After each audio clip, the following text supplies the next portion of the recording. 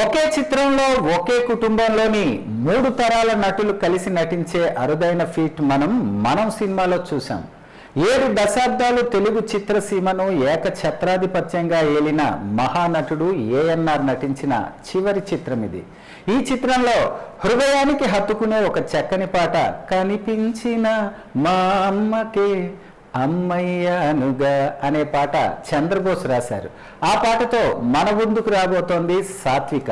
ఈ ఉగాది రోజు ఆ పాటని ఆస్వాదించి ఆ చిన్నారిని ఆశీర్వదిద్దాం.